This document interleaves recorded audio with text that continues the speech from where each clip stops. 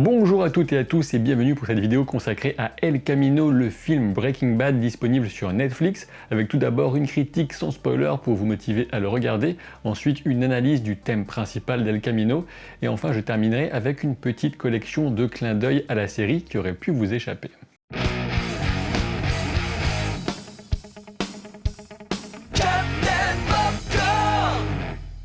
Attention, je préfère quand même vous prévenir, je considère que vous avez vu Breaking Bad avant de regarder cette vidéo consacrée à El Camino, je serai donc sans pitié concernant les spoilers sur Breaking Bad et notamment la fin. Je ne serai sans doute pas très original en disant que si j'étais véritablement obligé de choisir qu'on me forçait la main, eh bien c'est sans doute Breaking Bad que je désignerais comme ma série préférée parmi toutes celles qui existent, et comme beaucoup d'entre vous j'imagine, je ressens un attachement très particulier à certains de ces personnages. De ce que j'ai pu entendre et lire, les grandes questions qui entourent souvent El Camino sont: est-ce que le film ne risque pas de gâcher la fin parfaite de la série? Est-ce qu'il peut se révéler à la hauteur de Breaking Bad? Et enfin, est-ce qu'il est vraiment utile? Alors clairement je suis d'accord, Breaking Bad est l'une des séries qui a le mieux maîtrisé sa fin et cette fin se suffit amplement à elle-même. Comme a pu le dire Vince Gilligan lui-même, le créateur de cet univers, El Camino n'a rien d'indispensable, c'est uniquement une façon pour les fans de Breaking Bad de prolonger un peu le plaisir 6 ans après.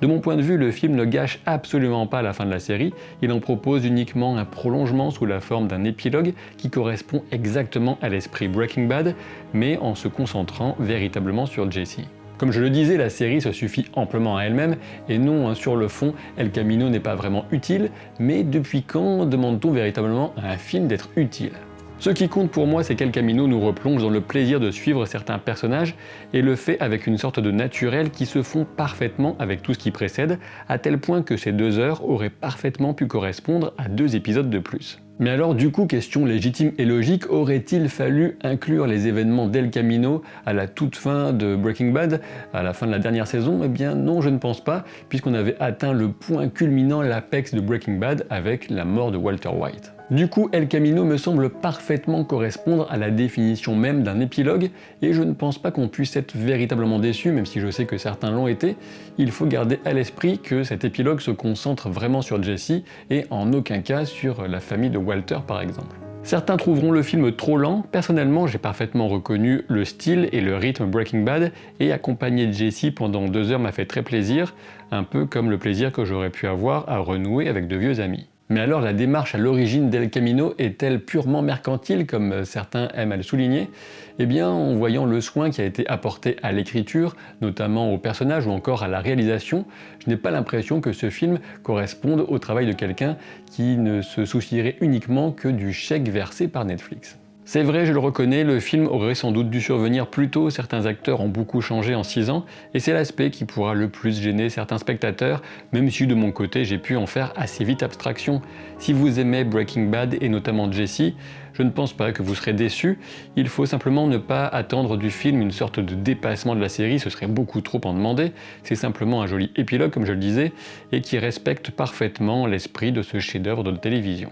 Je vais maintenant passer à une analyse de la thématique centrale d'El Camino. Elle se réserve a priori à celles et ceux parmi vous qui ont vu le film, sachant que j'invite donc les autres à revenir une fois que ce sera fait pour ne pas rater ce qui suit. El Camino en espagnol, c'est le chemin, et c'est un mot qu'on retrouve dans certaines expressions, comme par exemple faire son chemin ou encore être sur la mauvaise pente. Toute la thématique et la symbolique du film suivent cette notion de trajectoire, de chemin de vie, celui que Jesse a suivi un peu par défaut par le passé, et celui qu'il doit enfin décider de prendre pour son avenir. Évidemment, dans le film, El Camino, c'est d'abord la Chevrolet que Jesse emporte pour fuir son emprisonnement et son calvaire aux mains des néo-nazis après l'intervention de Walt, et non sans avoir étranglé cette ordure de Todd au passage. Les bandes rouges et noires de la voiture donnent ses couleurs à l'introduction du film, et cette voiture, il s'agit bien sûr de celle de Todd, et on la reverra dans un flashback glaçant d'humour noir. On sait pertinemment que les couleurs sont très importantes pour Vince Gilligan, aussi bien en termes de réalisation et d'implication pour le scénario,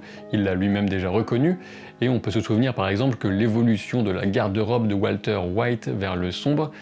signalait son évolution vers un comportement plus égoïste, destructeur et néfaste. On peut se souvenir que Jesse voulait déjà acheter une El Camino bleue en saison 2, la El Camino noire et rouge de Todd nous confirme que ces 2 personnages sont les 2 faces d'une même pièce, ils sont parfaitement symétriques et diamétralement opposés. En effet, on sait que Jesse se caractérise principalement par son empathie naturelle, sa capacité à aller vers les autres, à se mettre à leur place, alors qu'à l'opposé, Todd semble en être totalement dénué au point d'apparaître comme un véritable psychopathe. Dans El Camino, l'empathie de Jesse ressort à nouveau quand il prend le temps de nourrir la tarentule dans l'appartement de Todd ou quand il laisse le scarabée monter sur sa main. Ces deux scènes sont aussi des clins d'œil à des moments de la série, puisque l'araignée est celle que le petit garçon assassiné par Todd le long du chemin de fer avait ramassé dans le désert. Quant au scarabée, Jesse en avait regardé un de la même manière dans l'épisode 6 de la saison 2, avant que Skinny Pete ne vienne l'écraser. Mais bon, ces deux exemples n'étaient qu'un avant-goût, sachant que je reviendrai un peu plus tard dans la vidéo sur les autres clins d'œil à la série. Pour le moment, je vous invite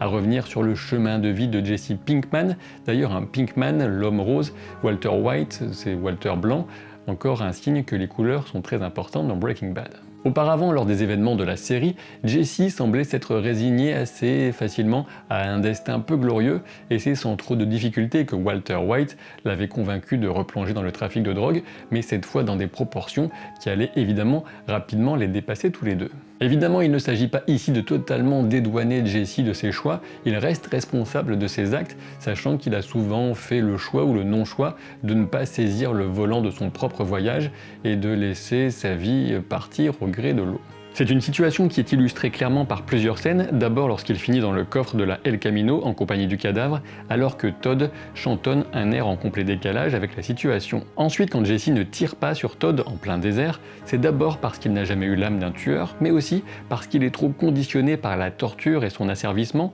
On voit même Todd le traiter comme un animal de compagnie. Et pour mieux souligner cette question de choix et de destin, on a même Todd qui vient citer son oncle, c'est super référence vraiment, qui dit que la vie est un peu ce qu'on en fait. C'est une phrase particulièrement cruelle bien sûr pour Jesse dans sa situation, mais bon de toute façon, Todd n'a pas vraiment de notion de gentillesse ou de cruauté, on dirait que se mettre à la place d'autrui lui est totalement impossible. Et à ce moment de l'histoire, durant ce flashback, Jesse est tellement brisé qu'il préfère la promesse d'une pizza pepperoni au risque de se rebeller, sachant qu'il y a aussi tous les risques qui continuent à peser sur le petit Brock qui joue dans la balance. Une autre scène propose une métaphore à la symbolique très forte, celle de Jesse attaché à un rail, celui qui lui permettra juste de cuisiner de la meth, mais sans jamais pouvoir s'enfuir. Ce rail, c'est bien sûr celui de la criminalité, de la déchéance. Walt avait fini d'entraîner Jesse sur cette voie, et pourtant c'est le même Walt qui lui suggère d'en prendre une autre lors de leur discussion au restaurant quand il évoque un diplôme de commerce. Si vous aviez un doute, sachez que cette scène du restaurant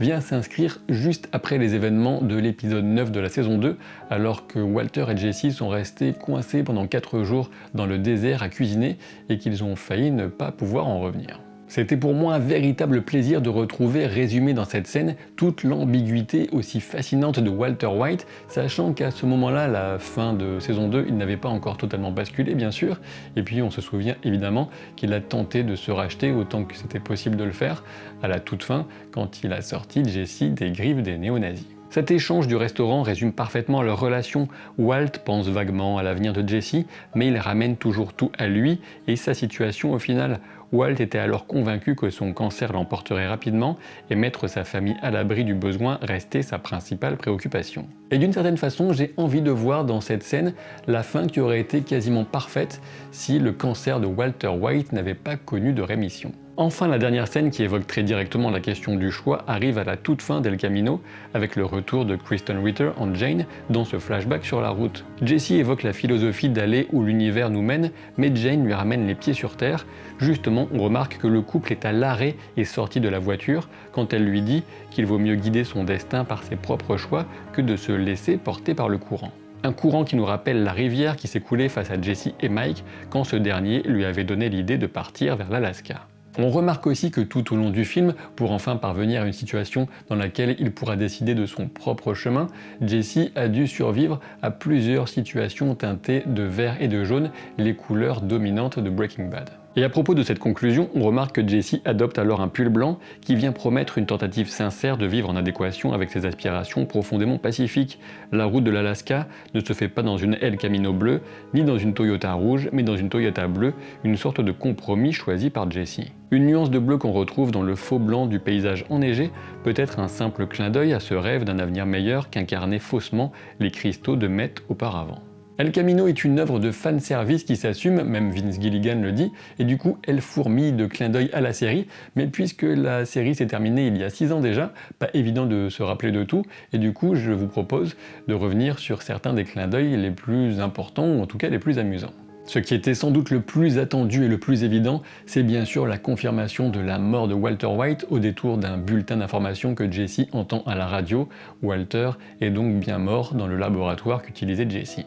D'une certaine façon, on peut dire que la chimie a toujours servi à créer des liens entre ces deux personnages, et au final, Jesse est même parvenu à obtenir le respect de Walt quant à sa maîtrise de la cuisine de la Met, mais ce n'était pas gagné d'avance, comme on le voit dans la scène du restaurant, quand Jesse évoque le bromure qui serait présent dans l'ananas. Mais le symbole du bromure sur la table périodique des éléments, c'est ce fameux BR qu'on retrouvait à chaque générique d'intro. Toujours sur la Met et sa pureté, quand Jesse affirme qu'il est sûr à 96% que le gars de la boutique d'aspirateur est bien le spécialiste de la disparition, le nombre correspond bien sûr à la pureté de ce que Jesse avait réussi à obtenir au Mexique. Revenons à Todd qui prend beaucoup de place dans le film et qui finira étranglé par Jesse de la même manière qu'il avait étranglé sa pauvre femme de ménage. Todd reste toujours aussi imprévisible tant il accorde peu d'importance à la vie des autres, ses obsessions n'en sont que plus inquiétantes comme les bibelots qu'il fabrique, notamment la boule à neige qui enferme des figurines de lui-même face à Lydia assise sur une tasse de thé géante.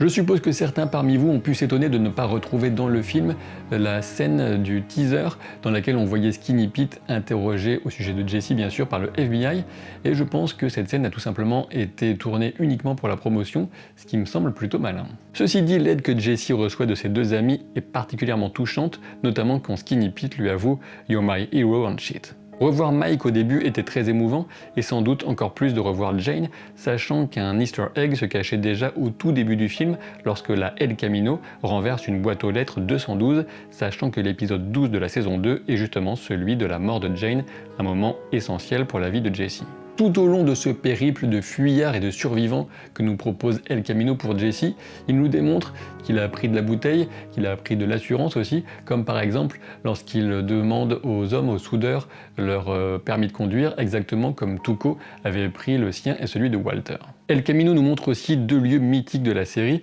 qui marquent une époque révolue avec Los Pollos Hermanos repris par la chaîne de cuisine mexicaine Twisters et dans la même veine l'emplacement du bureau de Saul Goodman où se trouve dorénavant un bar. Si vous vous êtes interrogé sur la signification du gros plan sur les panneaux d'intersection de l'avenue Holly et de la rue Arrose où se situe l'appartement de Todd, c'est parce que les deux mots correspondent au nom d'Holly Rice, la compagne de Vince Gilligan, puisque Arrose signifie riz en espagnol et donc Rice. Il y a bien évidemment des tas d'autres clins d'œil et éléments symboliques à relever, mais j'ai envie de terminer par cet oiseau qui ressemble vraiment à un phénix sur le bonnet que Skinny Pete confie à Jesse, et évidemment, le phénix, c'est le symbole de la Renaissance. Je change maintenant totalement de sujet, mais si vous êtes intéressé par la Paris Games Week et notamment la soirée VIP du mardi 29 octobre, sachez qu'il y a un concours qui est ouvert actuellement sur mon compte Twitter pour gagner 15 places pour accéder donc à la PGW et tester certains jeux, et notamment Marvel's Avengers. Si vous ne voulez pas que je bave sur ma main et que je vienne vous coiffer comme ça, c'est vraiment dégueulasse,